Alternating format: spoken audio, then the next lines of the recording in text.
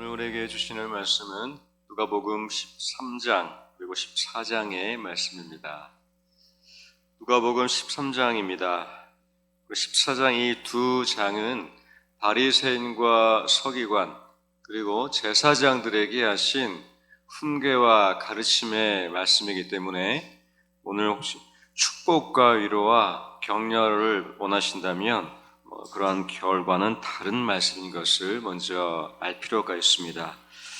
바리새인과 서기관과 제사장들의 신앙은 형식과 외식 그 두 가지에 매여 있었던 신앙입니다.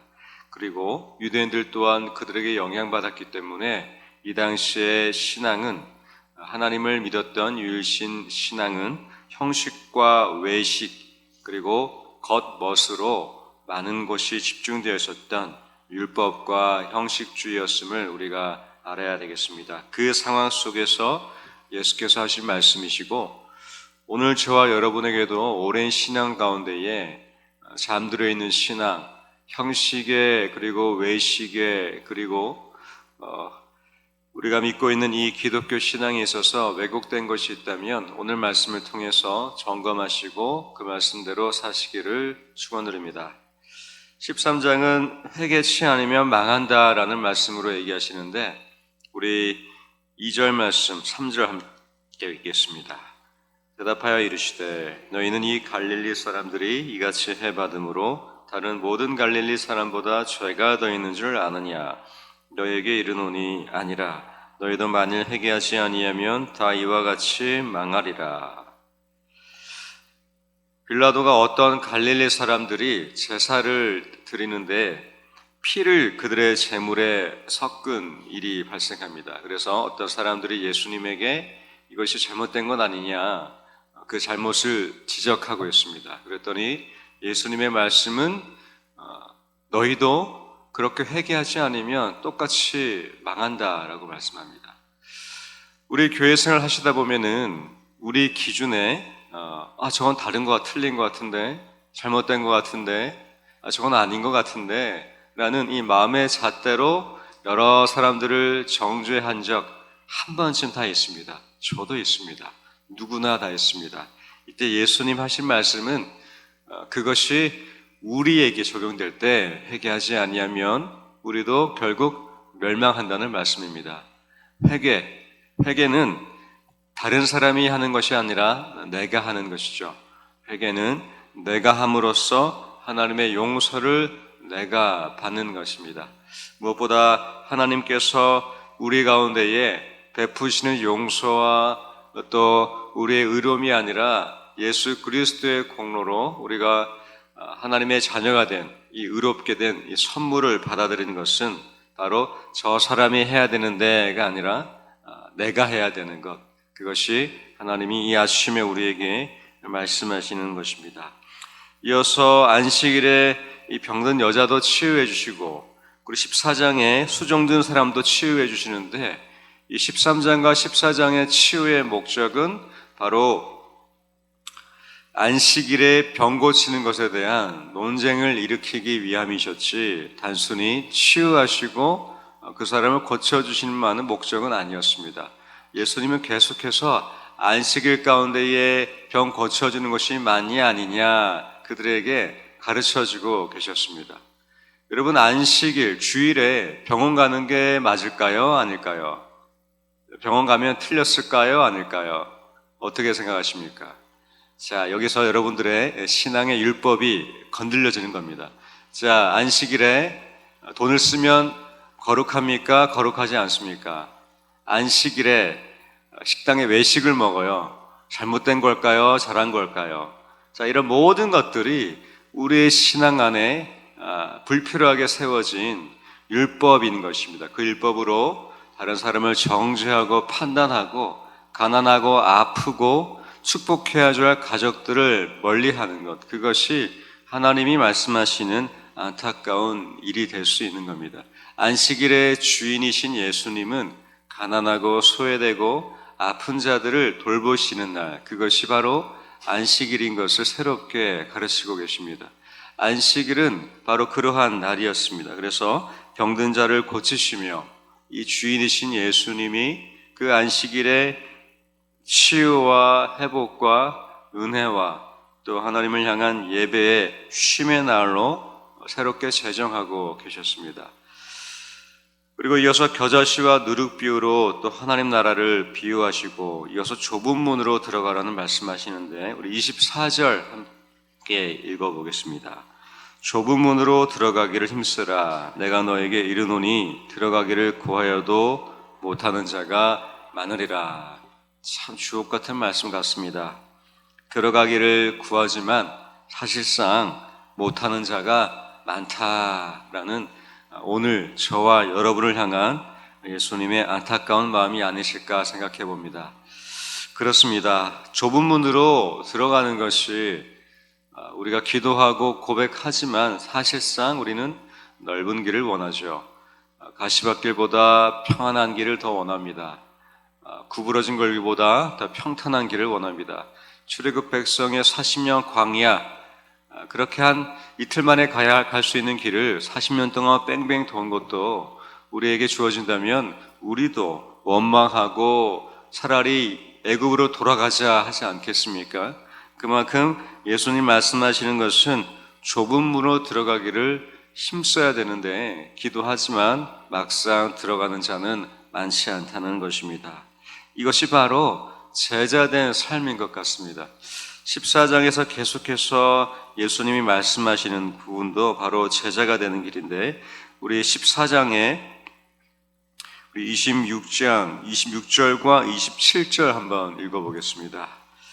무릇 내게 오는 자가 자기 부모와 처자와 형제와 자매와 더욱이 자기 목숨까지 미워하지 아니하면 능히 내 제자가 되지 못하고 누구든지 자기 십자가를 지고 나를 따르지 않는 자도 능히 내 제자가 되지 못하리라. 자, 이 말씀에 비추었을 때 예수님의 제자가 될 사람이 이 세상에 몇 명이 될까요? 저는 이렇게 얘기하고 싶습니다. 단 한 명도 없을 겁니다. 이 말씀은 굉장히 높고 또 부담스럽고 굉장히 강한 기준이 될 겁니다. 부모를 다 버리고 목숨까지 미워하며 내 제자가 되지 못한다. 십자가를 지고 나를 따르지 않는다도 내 능히 내 제자가 되지 못한다. 이 말씀 또한 당시 로마 시대의 기독교인이 되었던 로마 그리스도를 향한 누가의 편지였습니다. 데오빌로 가카에게 갓 신앙에 들어갔던 데오빌로 가카에게 이 말씀을 했다고 생각했을 때 그것은 신앙은 예수님을 믿는 것으로 멈추는 것이 아니라 제자로 자라나고 결국 성장해야 되는 것인데 그 제자의 길은 바로 좁은 길입니다. 그 제자의 길은 부모와 형제와 자매, 우리의 목숨까지도 미워하고 십자가를 지고 주님을 따르는 길, 그것이 제자의 길입니다. 질문 드리겠습니다. 여러분은 제자의 삶을 살고 계십니까? 이 말씀에 비추어 보셨을 때 여러분 좁은 길, 가족과 부모와 형제를 미워하면서까지 나의 목숨까지 미워하시며 그렇게 살고 계십니까? 십자가 지고 하루하루 걷고 계십니까? 이것이 제자의 길인데 우리는 사실 이 제자의 길을 살지 못할 때가 많은 것 같습니다. 예수님이 이렇게 말씀하시는 것은 사실 예수님의 성품과 충돌되기도 합니다. 사랑 많으시고 온유하시고 품으시고 어린아이를 안으시며 병든자를 치유하신 그 예수님의 모습과 상충되는 모습일 수 있습니다. 그렇게 사랑을 베푸셨던 긍휼을 베푸신 예수님이 제자들에게는 왜 이렇게 엄격할까? 이 12제자에게는 왜 이렇게 높은 기준을 제시할까라고 생각할 수 있겠습니다. 그런데 이 제자가 되는 길을 말씀하시는 그 예수님의 이 마음에 대해서 우리가 좀 더 살펴보면 사실 이렇게 살지 못한 사람은 제자가 되지 못한다라는 이 의미보다도 이 26절, 27절의 이 헬라 원어에 좀 더 들여다보면 강조하고 계신 것은 십자가를 지라는 것입니다. 그리고 내 제자가 되라는 것이며 더 나아가서 내 제자가 되는 것은 때론 가족과 형제와 우리의 목숨까지도 미워할 때가 있다. 이것을 강조하시기 위한 예수님의 말씀이었습니다. 왜냐하면 그 당시에 유대 율법주의와 형식주의에 매여 있었던 이 바리새인 서기관 제사장들과 그 유대 백성들을 향한 그렇게 그것에 매여 있었던 사람들을 향해서는 예수님은 더 강하고 더 높은 비유로 말씀하셔야 했기 때문입니다. 그들을 깨우기 위해서 예수님은 그렇게 높은 기준과 조금 극단적인 예를 드시며 강하게 말씀하고 계셨습니다. 오늘 저와 여러분에게도 이 말씀은 우리의 잠든 신앙과 아니면 치우친 신앙 아니면 어떤 특정한 것만 추구하는 신앙 이것을 믿고 계신다면 바로 예수님이 오늘 저와 여러분에게도 이 신앙을 좀 더 넓혀주시고 우리의 신앙을 좀 더 깊게 해주시는 말씀이 될 것입니다. 그것은 십자가를 지는 것입니다. 십자가를 지고 좁은 길을 따르는 것입니다. 그것은 결코 어려운 일이 아닙니다. 오늘 우리에게 주어진 누군가를 좀 더 사랑하는 것, 좀 더 기다려주는 것, 잘 하려고 하기보다 더 사랑하려는 것, 뭔가 최선을 다해서 내가 최고가 되기보다 내가 좀 더 양보하고 희생해서 이 하나님의 사랑을 실천하는 것, 그것이 좁은 길 아니겠습니까? 십자가를 지는 것, 실제로 나무 십자가를 지고 져야 될까요? 그것이 아니라 십자가를 지는 것은 예수 그리스도께서 베푸신 사랑과 긍휼과 은혜를 우리가 실천하는 것, 그것이 십자가의 길, 그 좁은 길이 됨을 믿습니다. 능히 내 제자가 되지 못한다. 이 말씀에 오늘 우리가 귀를 기울이면서 우리 마지막 34절 함께 읽도록 하겠습니다. 소금이 좋은 것이나 소금도 만일 그 맛을 잃으면 무엇으로 짜게 하리요. 그래서 우리가 결국 제자의 삶을 사는 것은 맛 잃은 소금이 되는 것이 아니고 이 짠 성분을 가진 소금으로 계속 살아가는 것입니다. 그 소금이야말로 세상을 정화시키고 세상을 새롭게 하는 것인데 우리 주일 예배가 그렇습니다. 주일 예배는 찬양, 말씀, 기도와 그리고 강복, 축도의 개념이 있죠. 평화의 인사를 나누고 이제 평화를 우리 정대일 목사님께서 매 주일 예배 때 말씀 기도 끝나시고 예수의 이름으로 평안을 빕니다 라고 이제 평화를 인사를 나누시고 축도를 하시는 담임 목사님들의 축도를 하시는 그것이 사실 예배의 개념의 강복입니다. 하나님이 복을 내려주시고 세상으로 보내신다라는 개념인데, 자, 여기서 세상에 보내시는 것은 빛과 소금의 역할로 살아라는 하나님의 강복이 됩니다. 단순히 우리의 개인의 건강과 재정과 평안과 삶의 터전에만 축복하시는 것이 아니라 우리를 통해 그 축복이 흘러가도록 빛과 소금 되라는 것입니다. 우리 가족들에게 손을 내미시는 것, 우리 친지를 보살피는 것, 우리의 교우를 안부를 묻는 것, 이 모든 것이 바로 이 하나님이 내려주신 강복의 이 축복 가운데에 우리 소금의 맛을 내고 빛을 비추시는 그러한 제자된 삶임을 믿습니다. 오늘 13장, 14장 말씀을 통해서